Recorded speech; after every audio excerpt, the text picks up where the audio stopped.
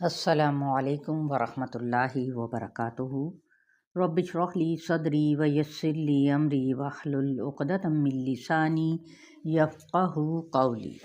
پارہ نمبر 14 سورہ النحل اور آیت نمبر آج ہم پڑھنے جا رہے ہیں 43، کیونکہ 42 کا ذکر ان لوگوں میں جنہوں نے ہجرت کی اس کے بارے میں پہلے سے بتایا جا چکا ہے، جو کہ ہجرت کی اقسام ہے۔ تو جن لوگوں نے ابھی تک میرے اس چینل کو فالو نہیں کیا اور وہ ہجرت کی اقسام کو جاننا چاہتے ہیں کہ کن کن صورتوں میں ہجرت کی جاتی ہے، تو وہ لازمی سرچ کر کے اس کو فالو کر لیں اور لائک اور کمنٹس لازمی دیں۔ چلیں جی شروع کرتی ہوں آیت نمبر 43 سے۔ اعوذ باللہ من الشیطان الرجیم، بسم اللہ الرحمن الرحیم۔ وما ارسلنا من قبلک الا رجالا نوحی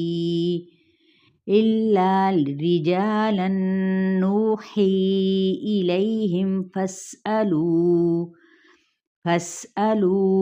اہل الذکر ان کنتم لا تعلمون۔ لفظی ترجمہ اور ساتھ ہی کچھ وضاحت بھی جان لیتے ہیں۔ وما اور نہیں، ارسلنا بھیجا ہم نے، من قبل کا آپ سے پہلے، الا مگر، رجالن را جیم لام، اس کا روٹ ورڈ ہے رجل اور اس کا معنی کیا ہے؟ مردوں کو۔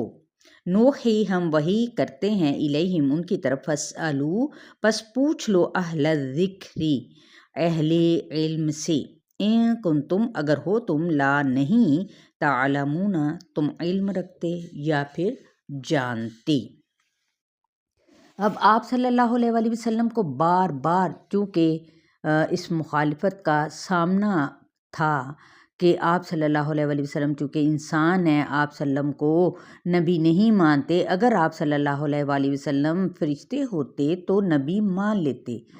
تو اللہ تعالیٰ فرماتے ہیں کہ آپ صلی اللہ علیہ وآلہ وسلم پہلی دفعہ انسان کا روپ لے کر نہیں آئے۔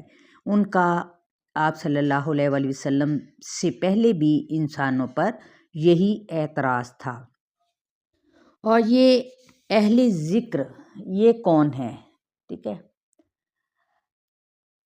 معنی اہل کتاب، جو ان کی تاریخ سے واقف تھے، جو پچھلے انبیاء کی کتابوں کو ماننے والے تھے۔ ان سے پوچھا یا پوچھ لو ان کے ہاں پیغمبر کون تھے، انسان تھے یا فرشتے؟ پھر تم انہیں بشر ہونے پر کیوں برا ماننے دیتے ہو؟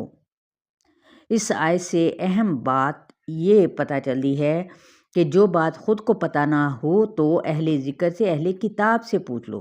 محض سنی سنائی بات پر لوگوں کا شوشے نکالنا کسی چیز کو جھٹلانے کے لیے کافی نہیں، اس کے لیے عملی طریقہ پوچھنے کا یعنی اختیار کرو۔ عملی طریقہ کیا ہے؟ پوچھو جس بات کی سمجھ نہ آئے۔ بالبینات والزبر وَأَنزَلْنَا إِلَيْكَ الذِّكْرَ لِتُبَيِّنَ لِلنَّاسِ مَا نُزِّلَ إِلَيْهِمْ وَلَعَلَّهُمْ يَتَفَكَّرُونَ۔ بالبینات ساتھ روشن نشانیوں کی، والزبری اور صحیفوں کی، وَأَنزَلْنَا اور اتارا ہم نے، الیک آپ کی طرف، الذکر ذکر کو، لتبین تاکہ آپ بیان کریں، للناس لوگوں کے لیے، ما نزل جو اتارا گیا ہے، الیہم ان کی طرف، ولعلہم اور تاکہ وہ، یتفکرون وہ غور و فکر کریں۔ یعنی جو کلام آپ صلی اللہ علیہ وآلہ وسلم پر پڑھا گیا یا اتارا گیا ہے، اس کی آپ صلی اللہ علیہ وسلم وضاحت اور پڑھ کر سنا دیا کریں۔ اگر کوئی شخص سوال کیا کرے تو جواب دے دیا کریں، سمجھ نہ آئے تو سمجھا دیا کریں، اور یہی سب سے پہلا منصب اور ذمہ داری آپ صلی اللہ علیہ وآلہ وسلم پر تھی۔ اس سے کیا پتہ چلتا ہے کہ سب سے پہلے مفسر آپ صلی اللہ علیہ وآلہ وسلم تھے۔ اسی لیے قرآن کو سمجھنے کے لیے آپ صلی اللہ علیہ وسلم کی سیرت، حدیث اور توضیح کا مطالعہ ضروری ہے۔ مطلب کیا ہے؟ نمبر 1 پر کہ استفادہ کریں اور دوسرے نمبر پر مطلب بھی معلوم کریں۔ أَفَأَمِنَ الَّذِينَ مَكَرُوا السَّيِّئَاتِ أَن يَخْسِفَ اللَّهُ بِهِمُ الْأَرْضَ أَوْ يَأْتِيَهُمُ الْعَذَابُ مِنْ حَيْثُ لَا يَشْعُرُونَ۔ أَفَأَمِنَ الَّذِينَ کیا بے خوف ہو گئے وہ لوگ، مَكَرُوا السَّيِّئَاتِ جنہوں نے چالیں چلی بری، ان یخسف اللہ کے دنسا دے گا اللہ، بہم الارض ان کو زمین میں، او یا یاتیہم آ جائے گا ان کے پاس، العذاب عذاب، من حیث جہاں سے، لا نہیں یشعرون وہ شعور رکھتے ہوں گے۔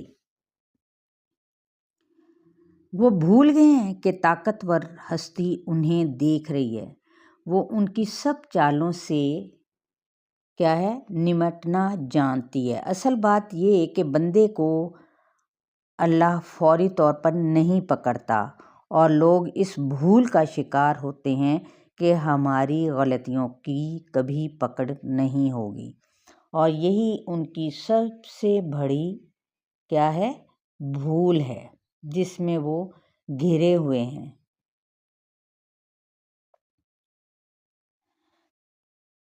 چلیں آیت نمبر 45 تک آپ لوگوں کا لیسن ہے، اس کو اچھی طرح سے یاد کریں اور آئندہ بھی اپنے اس لیسن کو سیکھنے کے لیے ہر دم تیار رہیں۔ میری یہی دعا ہے۔ السلام علیکم ورحمۃ اللہ وبرکاتہ۔